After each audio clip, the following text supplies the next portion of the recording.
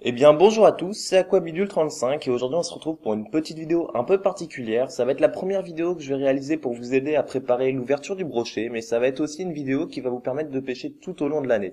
C'est-à-dire que dans les 3 ou 4 prochaines vidéos, je vais vous présenter à chaque fois 3 leurres d'un même type, et ça va être 3 leurres avec lesquels j'ai des bons résultats, avec lesquels je prends du poisson. Donc ça va me permettre en fait de donner aux jeunes pêcheurs qui débutent des bases solides et peut-être à des pêcheurs un petit peu plus confirmés de découvrir certains leurres parce que voilà, on connaît pas forcément tous les leurres. Alors je sais que mes grands classiques ne seront pas les mêmes que vos grands classiques, donc n'hésitez pas à laisser en commentaire vous les leurres que vous utilisez. Par exemple aujourd'hui on va voir les leurres dures. Et ben si vous avez un ou deux leurres dures que vous appréciez énormément avec lesquels vous avez beaucoup de résultats, n'hésitez pas à mettre le nom de ces leurres-là en commentaire, avec si possible un petit peu de détails sur le leurre pour les autres, et comme ça permettra d'échanger et de voir un petit peu ce qui marche, etc.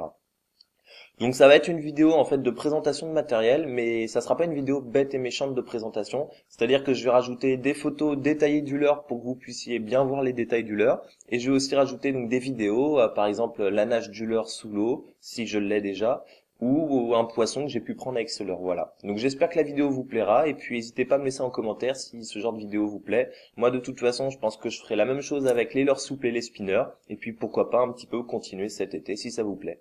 Allez, c'est parti. Donc, comme je vous l'ai dit, aujourd'hui on va attaquer les leurres dures. Et je vais commencer par le squad minnow d'Ilex. Alors en fait, le squad minnow, c'est un minnow, comme son nom l'indique. C'est un leurre qui est disponible en fait dans plusieurs tailles, et moi j'ai retenu deux tailles. J'ai retenu la taille 80, qui fait 8 cm pour 9,7 grammes, et la taille 95, qui va faire 9,5 cm pour un poids de 14 grammes. Donc il faut savoir que c'est deux leurres suspending qui ont tous les deux une sonorité très aiguë.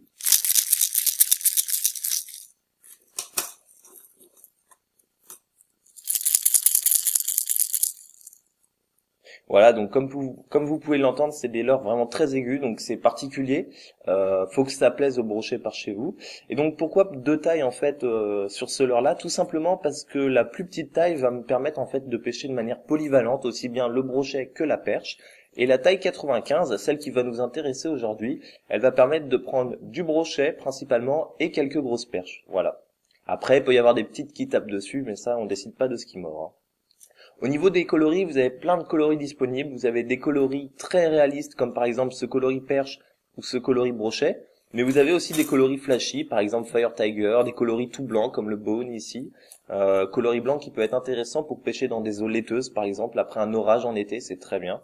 Et donc en fait, toute cette gamme de leurres va être très bien finie. Tous les squad minnows vont être très bien finis. Ça fait partie en fait de la gamme de leurres designée par Seiji Kato pour Ilex.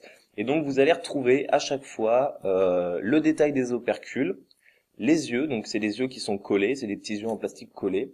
Vous avez les écailles. Alors en fait les écailles elles sont gravées, c'est-à-dire que le leurre en plastique est gravé euh, de manière à imiter les stries en fait que peuvent représenter les écailles. Vous n'avez pas de nageoire, par contre la peinture tient relativement bien. Elle a tendance à s'écailler un petit peu, je dirais à cause des hameçons, parce que souvent les hameçons frottent contre la peinture et des fois ça s'écaille un peu. Donc là voilà, au bout de 2 ans d'utilisation, la peinture s'écaille un petit peu, mais après au niveau du brochet, le brochet généralement enlève pas du tout la peinture et le leurre tient très bien. De toute façon, les gros atouts de ce leurre vont résider en fait dans sa nage et sa sonorité, la sonorité aiguë qui est très particulière et aussi sa nage. Alors moi, comment je l'utilise? Tout simplement, celui-là, je le lance sur le poste, mais vraiment sur le poste, c'est-à-dire s'il y a une souche ou un banc d'herbier, je lance à 30 cm, 20 cm, voire 10 cm. Et en fait, ce que je fais, c'est que je ramène en faisant un ou deux tours de moulinet, en linéaire, je fais une pause, je profite de cet effet suspending qu'a le leurre pour laisser un petit peu en attente le brochet, et je jerk. Et généralement, quand on jerk, en fait, ce leurre va avoir tendance à regarder un petit peu derrière lui. C'est-à-dire que le leurre va avancer très vite d'un coup, et puis il va se retourner un petit peu. Et alors ça, une proie qui se retourne, c'est une proie qui a peur, c'est une proie qui est... comment dire c'est une proie qui est pas rassurée, voilà. Et donc ça, le brochet, il va le détecter, ça va faire tic dans sa tête, et il va attaquer d'un coup.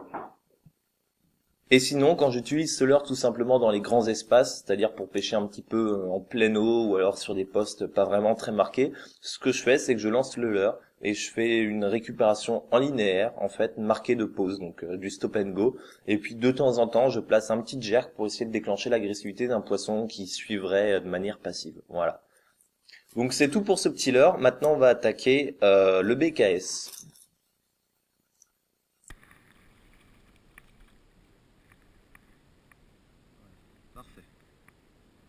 un petit brochet en casting avec le Squad Milnau blanc. Voilà, un beau petit brochet qui s'est piqué sur les deux triples.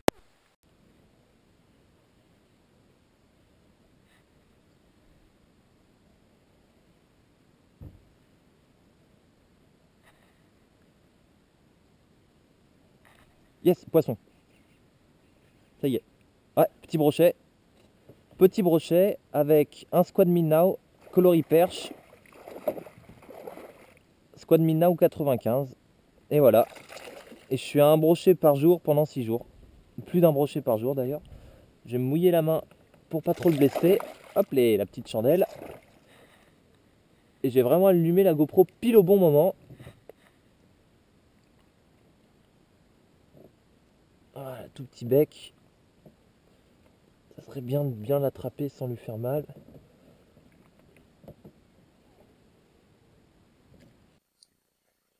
Donc on continue avec le BKS 115. Alors le BKS 115, ça va être un leurre de la marque Tacklehouse. C'est un leurre qui fait 11,5 cm pour un poids de 25 grammes. Alors c'est un petit peu plus lourd que les leurres que j'ai présentés précédemment, mais avec une canne 10-30 grammes, ça se lance tout à fait bien.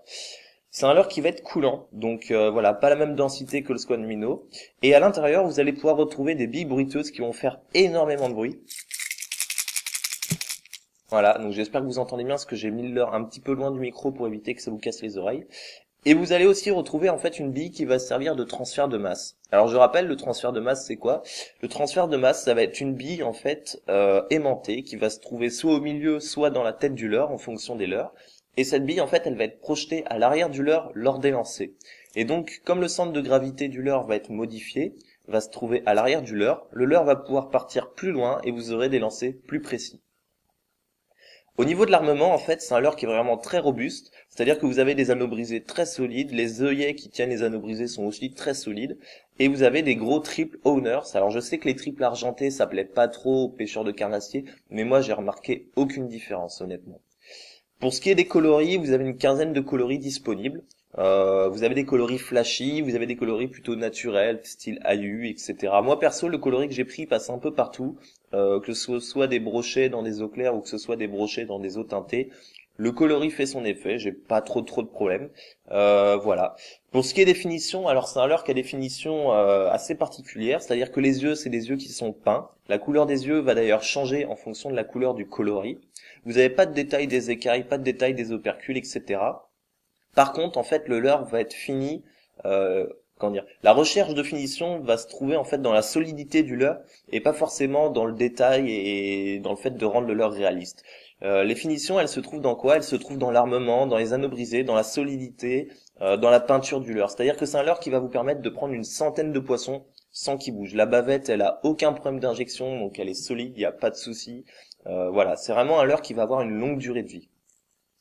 Au niveau de l'animation, alors moi honnêtement ce leurre je le lance et je le ramène tout simplement. C'est un leurre qui nage tout seul, il fait son petit effet, il n'y a pas besoin spécialement de le jerker. Vous pouvez faire quelques jerks de temps en temps pour déclencher l'agressivité d'un poisson suiveur, mais vous pouvez aussi de temps en temps faire une petite pause pour redescendre à la profondeur souhaitée vu que c'est un leurre coulant. Mais voilà, honnêtement il n'y a pas d'animation particulière à lui donner, c'est un leurre qui pêche tout seul. Voilà. Notez que sur ce leurre, donc vous avez quand même des hameçons relativement gros. Donc pour ce qui va être des perches, ça va pas forcément être évident de les ferrer. Généralement, les petites perches qui viennent taper dedans, soit vous les piquez sur le côté, soit vous les piquez pas du tout.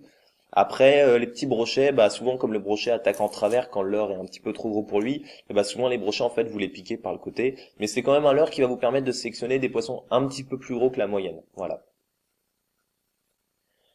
Et donc on va finir cette vidéo avec le pointeur SP, alors qui est aussi appelé bifreeze, et moi honnêtement avec mes potes je l'appelle le bif. Donc encore une fois j'ai deux tailles pour ce leurre là, j'ai la taille 100 qui fait 10 cm pour un poids de 16,5 grammes et j'ai la taille 7,8 pour un poids de 9,3 grammes. Et j'ai choisi en fait ces deux leurres là en suspending pour profiter voilà du fait que le leurre reste à deux os sans bouger, parce que généralement ça énerve bien le brochet. Au niveau de la sonorité des leurres, alors en fait ça va être des leurres qui ont une sonorité plus grave que le Squad Minnow.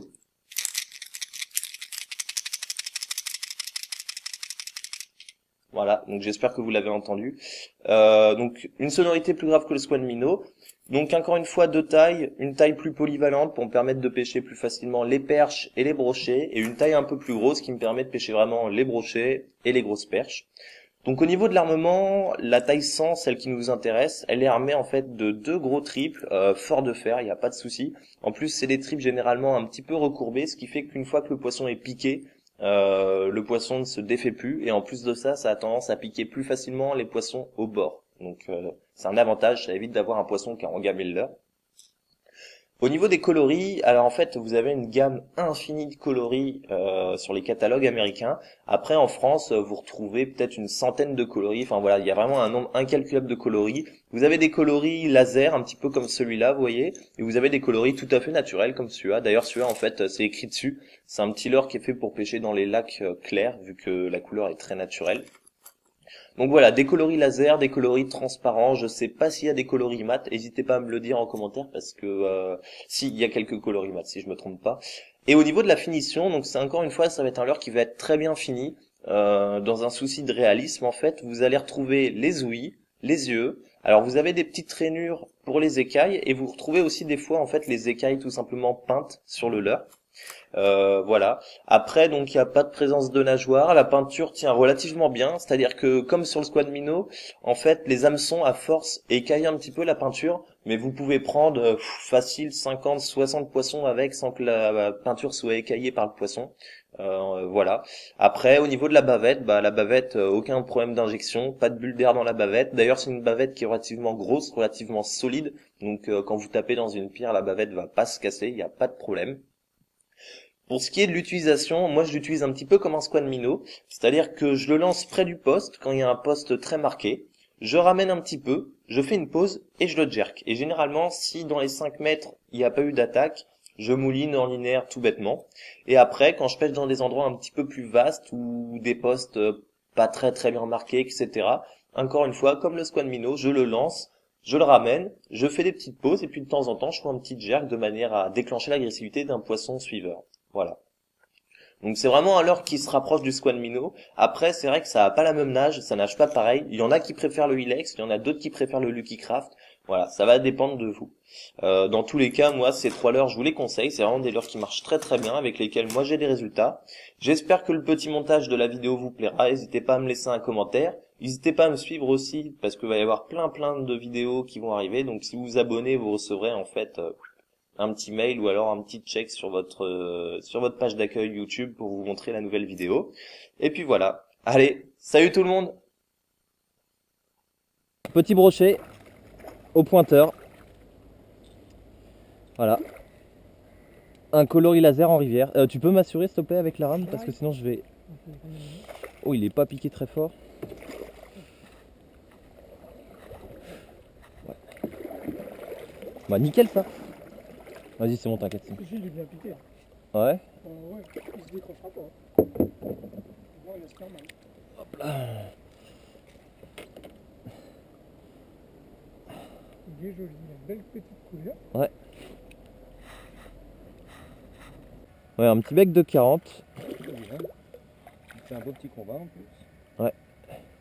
Piqué loin du bord. Loin du bord. Sur la berge carrément. Et par contre loin du bateau.